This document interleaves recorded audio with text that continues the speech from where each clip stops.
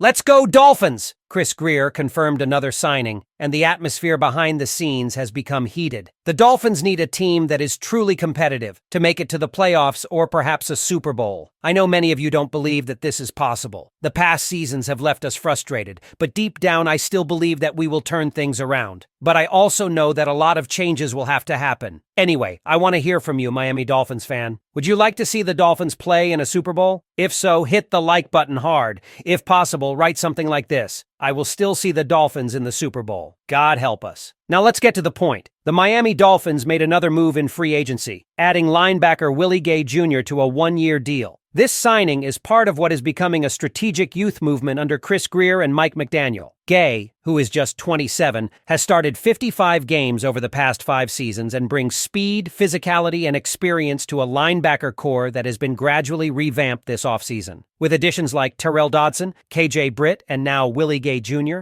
the Dolphins appear to be targeting young, energetic players to fit into Anthony Weaver's defensive system. It's a move that fans are reacting to positively, and for good reason. Gay has been a solid contributor throughout his career. He played in 15 games last season for the New Orleans Saints, starting 8, and finished with 28 tackles and 2 sacks. Before that, he spent 4 years with the Kansas City Chiefs, winning multiple Super Bowls. Over his 5-year career, he has accumulated 55 starts in 72 games, with 4 interceptions and 7 sacks. What's also worth noting about this signing, and the Dolphins' overall approach this offseason, is the structure of the contracts. Almost all of their free agent signings have been one-year deals or short-term contracts with easy outs. Take James Daniels, for example. His contract might be listed as a 3-year deal, but when you break it down, it's essentially a 1-year, $3.4 million cap hit with no dead money if they move on after this season. Nick Westbrook's 2-year contract? Still unclear, but it's likely structured the same way. The same applies to Terrell Dodson and other additions like Farrell Brown, Ryan Stonehouse, and Ashton Davis.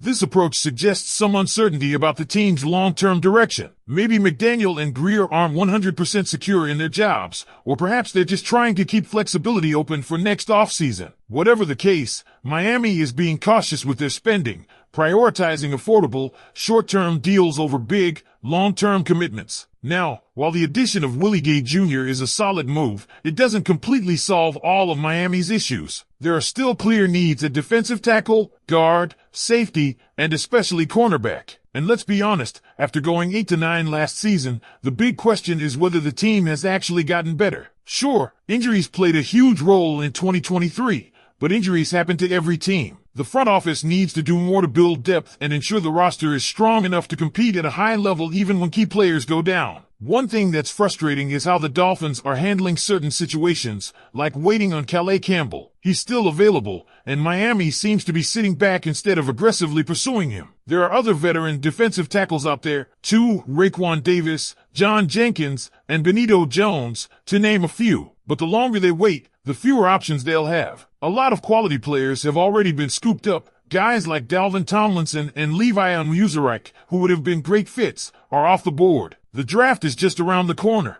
and Miami still has some major roster holes. They've been linked to linebacker prospect Jihad Campbell, but he recently revealed he had surgery for a torn labrum in his left shoulder after the scouting combine. That could cause him to drop in the draft. If he falls to the second round, he'd be a fantastic pick for Miami. But if they stay at 13 in the first round, it's hard to justify taking him over a corner, guard, or defensive tackle. Ultimately, while the Willie Gay Jr. signing is a step in the right direction, the front office still has work to do. This team is in a weird spot, not quite rebuilding, but not necessarily pushing all in for a Super Bowl run either. They've made some smart moves, but the next few weeks leading up to the draft will be crucial in determining how competitive they'll be in 2024. What do you think, Dolphins fans? Does the addition of Willie Gay Jr. move the needle for you? Are you happy with the team's approach, or do you think they need to be more aggressive? Drop your thoughts in the comments, and let's talk about it. Another factor to consider in all of this is how the Miami Dolphins are positioning themselves financially. With so many one-year deals and short-term contracts, it's clear they're keeping their options open for 2025. That could mean a few things. Either they're preparing to make a big move next offseason,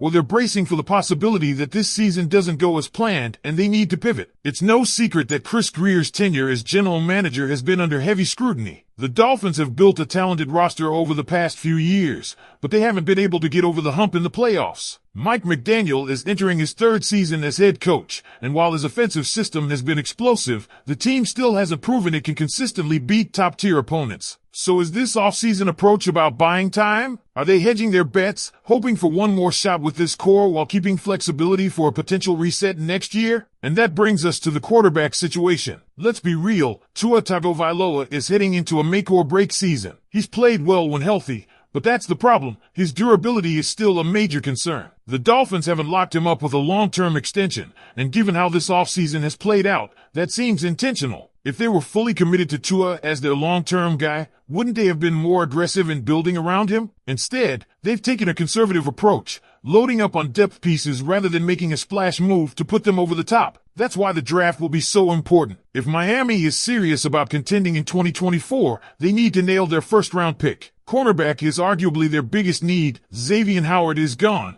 and the depth at the position is thin. If a top corner like Quinyon Mitchell or Terrion Arnold is available at 13, they need to pull the trigger. If they're looking at linebacker, Jihad Campbell is intriguing, but that shoulder injury raises questions. And if they trade back, which is a possibility, they could stockpile more picks and address multiple areas of need. But let's not ignore the offensive line. Protecting Tua has to be a priority, and while they brought in James Daniels, that alone isn't enough. If a top interior lineman like Jackson Powers-Johnson or Graham Barton is there, Miami should seriously consider strengthening the offensive front. They can't afford to go into another season relying on patchwork solutions and hoping Tua stays upright. And then there's the running game. We know that when the Dolphins are at their best, they're using their speed to dominate opposing defenses. Raheem Mostert had a fantastic season, and Devon Achane showed flashes of being a game-changer. But injuries took a toll, and depth at running back is still a concern. Would Miami consider adding another back in the draft? Maybe someone like Trey Benson or Blake Corum in the mid-rounds? It's something to keep an eye on. So where does all of this leave the Dolphins? Are they a playoff team? Have they improved? Right now, the answer isn't clear. They've made some solid moves, but they haven't made a statement. They're taking a calculated, cautious approach, which could either set them up for long-term success or leave them stuck in the middle of the pack. And that's why the next few weeks are so critical. What happens between now and the draft will tell us a lot about this team's true intentions. Will they stay patient and keep building methodically? Or will they recognize that they need to be more aggressive to compete in a loaded AFC? One thing's for sure, Dolphins fans will be watching closely. So let me know what you think. Are you confident in the team's direction? Do you trust Chris Grier and Mike McDaniel to get it right? Or do you think they're playing it too safe? Drop your thoughts in the comments,